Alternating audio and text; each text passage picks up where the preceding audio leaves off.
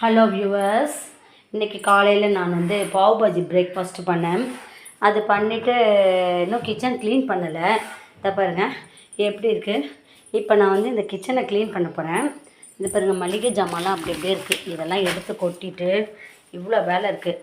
ஆனால் ஒரு அரை மணி நேரத்தில் இந்த கிச்சனை க்ளீன் பண்ணிடலாம். நம்ம ½ அன் ஹவரில் எப்படி செய்யலான்றதை நான் இப்போ சொல்கிறேன். முதல்ல நான் மற்ற ரூம் எல்லாத்தையுமே பெருக்கிட்டேன், க்ளீன் பண்ணிட்டேன். இப்போ கிச்சன் மட்டும்தான் இருக்குது. கிச்சன் எப்படி க்ளீன் பண்ணணுன்னா, முதல்ல நம்ம இங்கே இருக்க மளிகை ஜாமானையும் காய்கறியும் எடுத்து தனியாக எடுத்து வச்சிட போகிறேன்.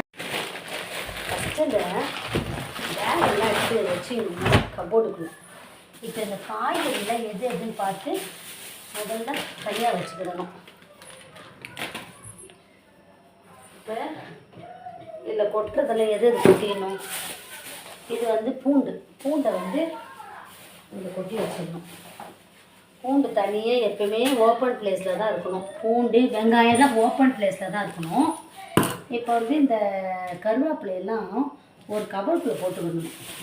கருவேப்பிலை தக்காளிலாம் கவருக்குள்ளே போட்டு இல்லை ஒரு பாக்ஸ்குள்ளே போட்டு ஃப்ரிட்ஜில் வச்சிடணும்.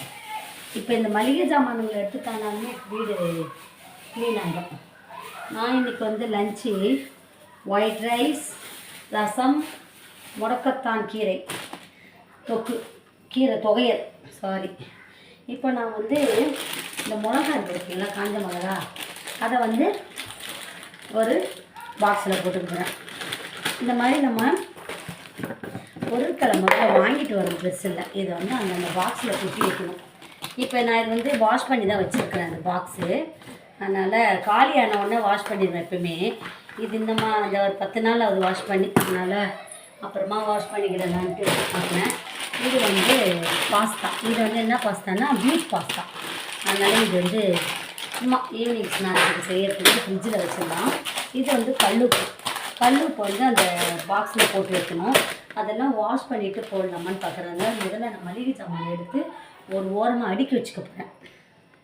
பாக்ஸ் எல்லாம் கழுவுற வரைக்கும் நிறைய பாக்ஸ் கழுவாமல் அழுக்காக இருக்க அப்படியே போட்டு வைக்க முடியாது. இதெல்லாம் கழுவுற வரைக்கும் நான் இந்த பெரிய வட்டடுக்கில் போட்டு மூடி வச்சுருப்பேன். நான் நல்லா அந்த பாக்ஸ் எல்லாம் கண்டெய்னர்லாம் கழுவிட்டு தான் இதுக்குள்ளே வைக்க போகிறேன். அதனால் அது வரைக்கும் நம்ம இதில் போட்டு வச்சுக்கிறோம். கழுவிட்டு வச்சா தான் நல்லா நீட்டாக அழகாக பளிச்சுன்னு இருக்கும் நம்மளுடைய மளிகை ஜாமான் போடுற இடம்லாம்.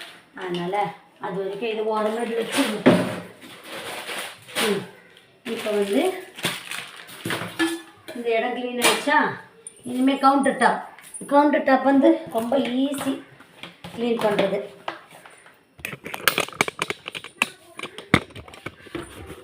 இப்போ கவுண்டர் டாப் க்ளீன் பண்ணணும். இப்போ கவுண்டர் டாப் இது தயிர் உர ஊற்றி வச்சுருக்கேன். வீட்லேயே உர ஊற்றி வச்சிட்டேன். ஏன்னா இனிமேல் சம்மர் சீசன், அதனால் உர ஊற்றி வச்சுட்டா நம்ம நினச்சப்ப நல்லா பட்டர் மில்க் தான் குடிக்கலாம். நம்மளே தயிர் ஊற்றி சாப்பிட்டுக்கலாம், லஸ்ஸி தயார் பண்ணலாம் தயிரில். அதனால் நான் கொஞ்சம் தயிர் உர ஊற்றி வச்சுட்டா நல்லா இருக்கும்ன்ட்டு ஒரு 1/2 லிட்டர் பால் பாக்கெட்டில் கொஞ்சம் தயிர் உர ஊற்றி வச்சுருக்கேன்.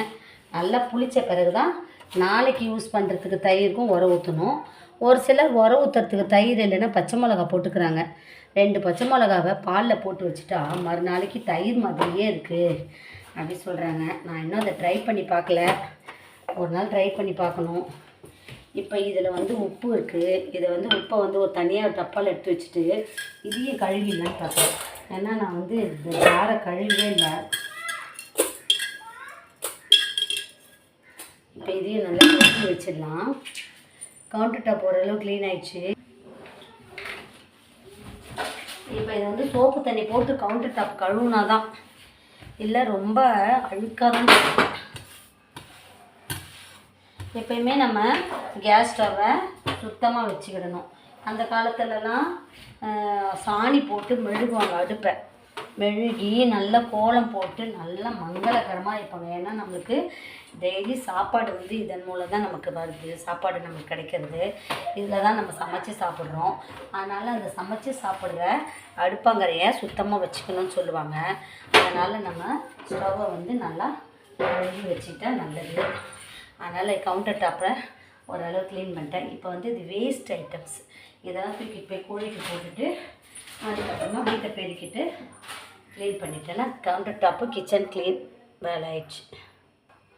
இப்போ இந்த மாதிரி ஸ்க்ரப்பர் ஒன்று வாங்கிட்டு வந்திருக்கேன். இது வந்து புதுசாக இருக்குது, ரெட் கலரில் இருக்குது, மெரூன் கலரில் இருக்குது. இந்த ஸ்க்ரப்பர் வந்து ரொம்ப நாளாயிடுச்சு. நாளானாலுமே இந்த சுருங்கிடும்.